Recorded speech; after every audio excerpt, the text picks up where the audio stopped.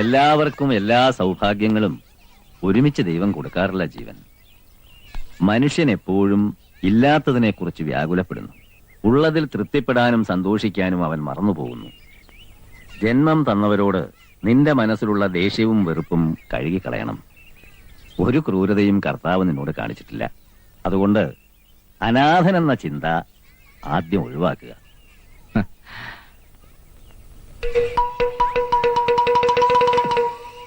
എനിക്ക് വയ്യ, നീ പോയി നോക്കാം. അയ്യോ കർത്താവേ, എന്താ? ഏതൊരു സാധനം മിസൈല് പോലെ എന്റെ മുമ്പിൽ കൂടെ പാഞ്ഞു പോയി. മിസൈല? ആ ദേ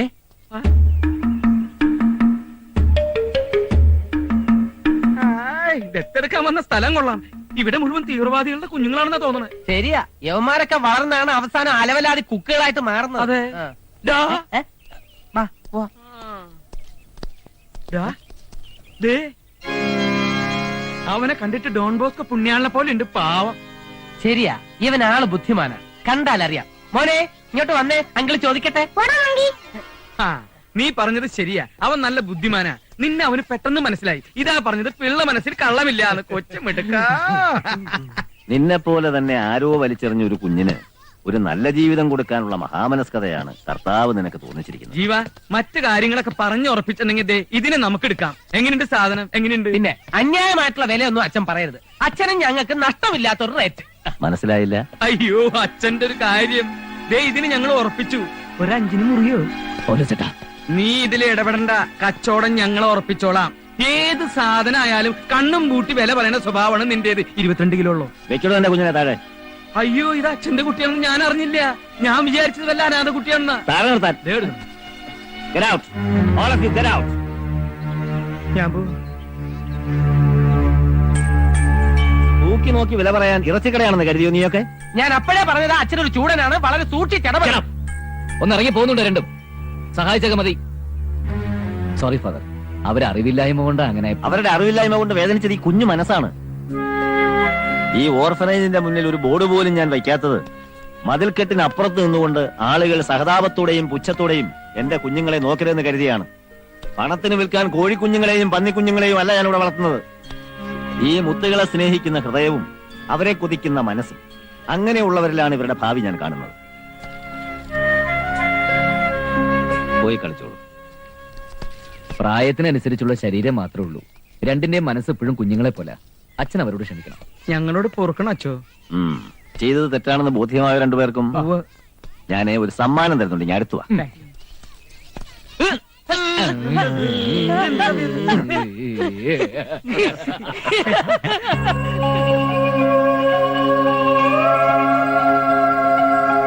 അല്ല, ഇതാര് കുട്ടൂസോ? നീ ഇതുവരെ എവിടെയായിരുന്നു? അച്ചോ, കുട്ടൂസ് ആകെ ബഹള.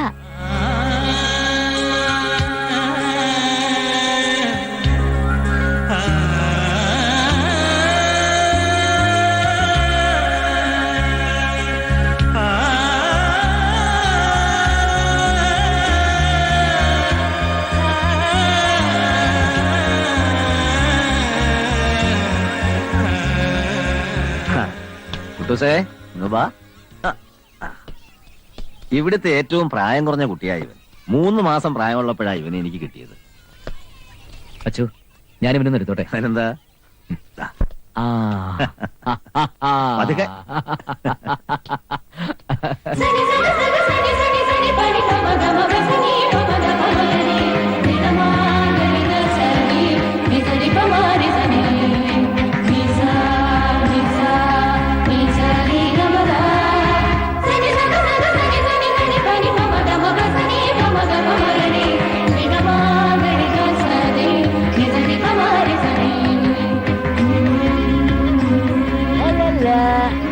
ജീവൻ, സിസ്റ്റർ, കുട്ടിയാത്തോണ്ട് കൂടും. അച്ചു, ഇവനെ ഞാൻ കൊണ്ടുപോകട്ടെ. ഇവനെ മതി എനിക്ക്. ആയിക്കോട്ടെ, പക്ഷേ നിങ്ങൾ രണ്ടുപേരും കൂടിയാണ് വരേണ്ടി. ഞാൻ അപ്പോഴേ പറഞ്ഞതാ പൗലോസേട്ടൻ വരണ്ട, അത് ഫാദറിന് ഇഷ്ടാവില്ലെന്ന്. Sorry father. ഞാൻ ഉദ്ദേശിച്ചത് അതല്ല.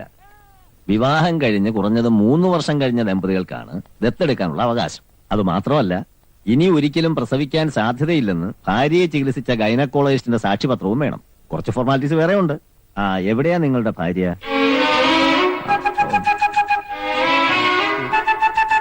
എനിക്ക് ജീവന്റെ ഭാര്യ ബാംഗ്ലൂരില ആ അവിടെ എന്ത് ചെയ്യുന്നു? മെഡിക്കൽ കോളേജിലാ. ഏ? എന്താ അസുഖം? അസുഖമല്ല, പഠിച്ചോണ്ടിരിക്കാം. LLB.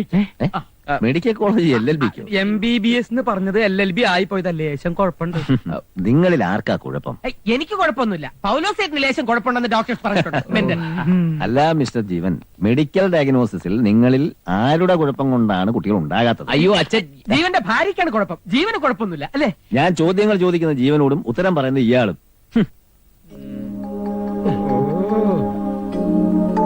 ആ എന്താ ഭാര്യയുടെ പേര്?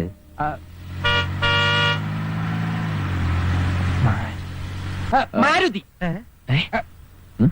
മാരുതിയോ? മാരുതിയല്ല, മാധുരി. ഞങ്ങൾ മധു എന്ന് വിളിക്കും. ഞങ്ങളോ? ഞങ്ങളെന്ന് പറഞ്ഞാൽ ജീവൻ. ജീവൻ ഒരു ദിവസം ഭാര്യയും കൂട്ടി വരും. ദത്തെടുക്കുന്ന കുഞ്ഞിനെ മകനായി അംഗീകരിക്കേണ്ടത് അവരാണല്ലോ. ഓക്കെ ജീവൻ, എനിക്ക് പ്രേയറിന് സമയമായി. ഫാദർ, ഞാനവൻ ഇപ്പൊ കൊണ്ടുപോകട്ടെ. ഭാര്യയെ മറ്റൊരു ദിവസം കൊണ്ടുവന്നാ പോരെ? ജീവൻ, കാര്യം ഞാനൊരു കത്തനാരാ. പക്ഷേ ഫാദർ വെറ്റിലക്കാരൻ ഒരിക്കലൊരു കാര്യം പറഞ്ഞാൽ പിന്നെ അതിന് മാറ്റമില്ല. മനസ്സിലായല്ലോ? Sorry father. ഓക്കെ. ഭാര്യയുടെ പേരെന്താന്ന് പറഞ്ഞത്? മാധുരി. എന്താ മാറ്റണം?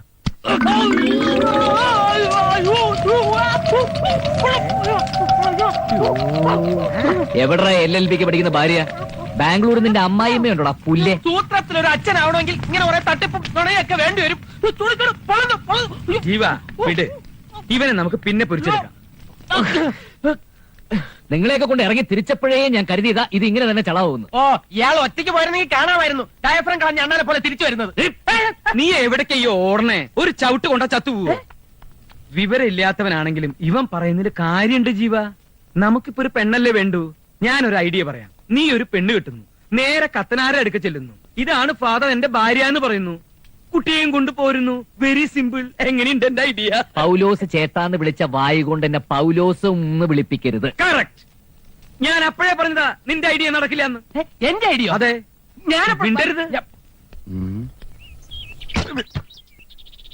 എന്നെ ഉറക്കി കിടത്തിയിട്ട് അവള് വേലിയാടി ഇങ്ങോട്ട് പോന്നിട്ടുണ്ടാവും. എത്ര കാശ് കൊടുത്തിട്ടായാലും ശരി, എനിക്ക് എവിടെന്നെങ്കിലും ഒരു പെണ്ണിനെ വേണം.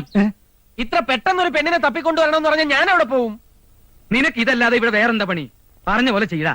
2 ദിവസം സമയം ഞാൻ തരും. അതിനുള്ളിൽ ഏതെങ്കിലും ഒരു പെണ്ണിനെ എനിക്ക് കിട്ടിയേ പറ്റൂ. അയ്യേ കാമപ്രാന്തൻ. നിനക്ക് കാര്യം നടന്നാ പോരെ? മണിയായിട്ടുള്ള പെണ്ണിനെ ഞാൻ കൊണ്ടുതരും. മാമത്തണ്ടി. ജീവ, നമുക്ക് പറ്റിയ ഒരു പെണ്ണ് നമ്മുടെ കൺമുമ്പിൽ തന്നെയുണ്ട്. ആര്? നല്ല ലക്ഷണമൊത്ത പെണ്ണാവള്. നമ്മുടെ കർത്താവിന്റെ ഭാര്യ തിലോത്തമ. ഇതൊരു തലവേദന ആയല്ലോ. என்ன சாருக்கு சஸ்பென்ஷனா டிஸ்மிஸா? என்ன அந்த மாதிரி ஒரு கேள்வி? நான் போன முறை படு உனக்கு ஏன் சேர்ல உட்காரணும் ஆசை? மூஞ்சிய பாரு. എടോ, ബോട്ട് ക്ലബിന്റെ അടുത്തുള്ള ബസ് സ്റ്റോപ്പിൽ പൂവാലന്മാരുടെ ശല്യം. அப்படின்னா நான் போட்டுமா? எதுக்கு? லேடி கான்ஸ்டபிள் அபிராமியை கூப்பிடு. முள்ளாலதான் எடுக்க வேண்டும். ഊട്ടിയിലെ പെണ്ണുങ്ങൾക്ക് ഇത്ര ദാരിദ്ര്യം. ഇതിൽ ജീവനെ പറ്റിയ ഒരു ഫിഗറും കാണുന്നില്ലല്ലോ.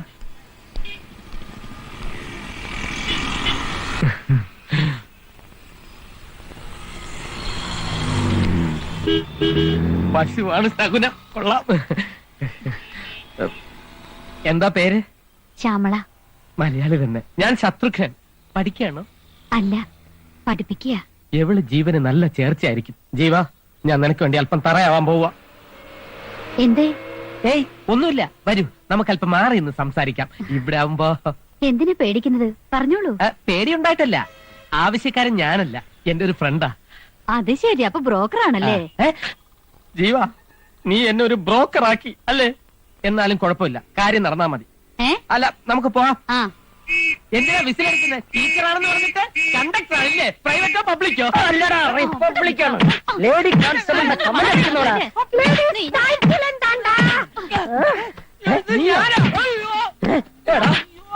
നിന്റെ ചെമ്പോലി